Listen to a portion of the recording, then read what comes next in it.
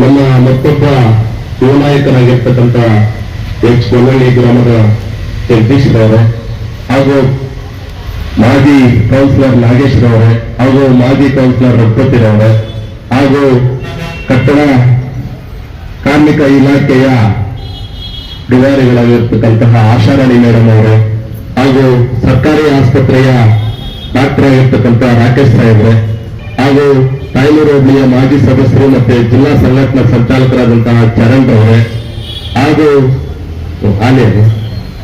ಹಾಗೂ ಜಿಲ್ಲಾ ಗೌರವಾಧ್ಯಕ್ಷರಾಗಿರ್ತಕ್ಕಂಥ ಶ್ಯಾಮಣ್ಣವರೇ ಹಾಗೂ ಜಿಲ್ಲಾ ಮುಖಂಡರಾಗಿರ್ತಕ್ಕಂಥ ರಾಜೇಂದ್ರ ಅವರೇ ಹಾಗೂ ಜಿಲ್ಲಾ ಸಂಚಾಲಕರಾಗಿರ್ತಕ್ಕಂಥ ಕರಡೂರು ರಾಮನ್ ಅವರೇ ಇತರೆ ಬಂಧುಗಳು ಮತ್ತೆ ನಮ್ಮ ಕಲೀಮ್ರವರೇ ಹಾಗೂ ನೂತನ ಒಂದು ಈ ಸಂಘಟನೆಯ ಜವಾಬ್ದಾರಿಯನ್ನ ಹೊತ್ಕೊಳ್ತಕ್ಕಂಥ ಈ ಸಂಘಟನೆಯನ್ನ ಎಳ್ಕೊಂಡು ಹೋಗಲಿಕ್ಕೆ ತಯಾರಾಗಿರ್ತಕ್ಕಂಥ ನಮ್ಮ ತಿಮ್ಮನಾಯಕನಹಳ್ಳಿ ಮೇಸ್ತ್ರಿ ಟಿ ಸೋಮಶೇಖರ್ ಅವರೇ ಹಾಗೂ ಮುಂದೆ ನಡೆದಿರ್ತಕ್ಕಂಥ ಎಲ್ಲ ಕಾರ್ಮಿಕ ಬಂಧುಗಳೇ ಹಾಗೂ ನನ್ನ ಹಿತೈಷಿಗಳೇ ಏನಿವತ್ತು ನಾವು ಈ ಒಂದು ಕಟ್ಟಡ ಕಾರ್ಮಿಕರ ಒಂದು ಸಂಘಟನೆಯನ್ನು ಹುಟ್ಟಾಕ್ಬೇಕು ಅಂತಂದ್ರೆ ಸುಮಾರು ದಿನಗಳಿಂದ ನನ್ನಲ್ಲಿ ಕೇಳಿ ಬಂದಿತ್ತು.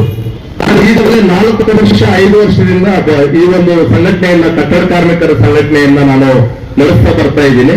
ಕಾರ್ಮಿಕರನ್ನ ನನ್ನ ಜೊತೆ ನಾನು ಕರ್ತರ್ತಕ್ಕಂಥ ಕೆಲಸಗಳನ್ನ ನಾನು ಮಾಡ್ತಾ ಇದ್ದೀನಿ. ಹಂಗಿರ್ಬೇಕಾದ್ರೆ ಎಲ್ಲೋ ಒಂದು ಕಡೆ ನಾನು ಇನ್ನೊಂದು ಸಂಘಟನೆಯನ್ನು ದೂಷಣೆ ಮಾಡೋದಿಲ್ಲ. ನಿಜವಾದ ಫಲಾನುಭವಿಗಳು ಎಲ್ಲಿದ್ದಾರೆ ಇಷ್ಟೊತ್ತು ನಮ್ಮ ರಚಿತರನ್ನ ಹೇಳ್ತಾ ಇದ್ರು. ನಿಜವಾದ ಕಾರ್ಮಿಕ ಎಲ್ಲಿದ್ರು ಅವರನ್ನು ಸಂಘಟನೆ ಮಾಡಬೇಕು ನನ್ನ ಗುರಿ. ಯಾಕೆ ಅಂತಂದ್ರೆ ಸರ್ಕಾರದಿಂದ ಸಿಗ್ತಕ್ಕಂಥ ಸೌಲಭ್ಯಗಳು ಇವತ್ತು ನಮಗೆ ನೇರವಾಗಿ ಆ ಕಟ್ಟ ಕಾರ್ಮಿಕರಿಗೆ ಬರುತ್ತೆ ಇಲ್ಲ ನನಗೆ ಬರೋದಿರೋ ಮಾತ. ಯಾಕೆ ಅಂತಂದ್ರೆ ಮೊನ್ನೆ ಸಾಹೇಬ ಒಂದು ಕಿಟ್ ವಿತರಣೆ ಕಾರ್ಯಕ್ರಮ ಅಂತಂದ್ರೆ ನಮ್ಮ ಗಮನ ಸಂಸ್ಥೆಯಲ್ಲಿ ಕಟ್ಟಡ ಕಾರ್ಮಿಕರು ಅಲ್ಲದೆ ಇರ್ತಕ್ಕಂಥವರು ಸುಮಾರು ಒಂದು ಬೆನಿಫಿಟ್ ಮಾಡಿದ್ರೆ ನಿಜವಾಗಿ ಕಾರ್ಮಿಕರು ಕ್ಷೀಣವಾಗಿಲ್ಲ. ಹಂಗಾಗಿ ಈ ಒಂದು ನಾವು ಕಟ್ಟಡ ಕಾರ್ಮಿಕರ ಸಂಘಟನೆ ಉದ್ದೇಶ ನಿಜವಾದ ಕಟ್ಟಡ ಕಾರ್ಮಿಕರ ಮತ್ತೆ ರಚಿತರು ಯಾರೇ ಆಗಿರಲಿ ನಮ್ಗೇನಾದ್ರು ಅವ್ರು ಏನಾದ್ರೂ ಇಟ್ಕೊಳ್ಳಿ ಅವ್ರು ಕಟ್ಟಡ ಕಾರ್ಮಿಕರಲ್ಲ ಅಂತ ಮೇಲೆ ಕಟ್ಟಡ ಕಾರ್ಮಿಕರು ಹಾಗೆ ಬರೋದಿಲ್ಲ. ನಾವು ಅವ್ರಿಗೆ ಮಾಡಿ ಇಷ್ಟಪಡ್ತೀವಿ. ಆಟೋಗಳು ಕಾರ್ಯಕ್ರಮ ಮಾಡ್ಕೊಂಡಿದ್ದಾರೆ, ಪೂರಿ ಅಂಗಡಿ ಹಾಕೊಂಡು ಮಾಡಿದ್ದಾರೆ, ಎಲ್ಲೋ ಒಂದು ಇದ್ರ ಲಾರಿ ಟೆಂಪೋ ಓಡಿಸುವಂತ ಕಟ್ಟಡ ಕಾರ್ಮಿಕರು ಮಾಡ್ಕೊಂಡಿದ್ದಾರೆ. ಇವರೆಲ್ಲ ಅವ್ರದೇ ಆದ ರೀತಿ ಅಸಂಘಟಿತ ವಲಯ ಇದೆ. ಆ ಒಂದು ಘಟಕದಲ್ಲಿ ಅವರು ಬರಲಿ, ಅವ್ರಿಗೂ ಸೌಲಭ್ಯಗಳು ಸಿಗುತ್ತವೆ.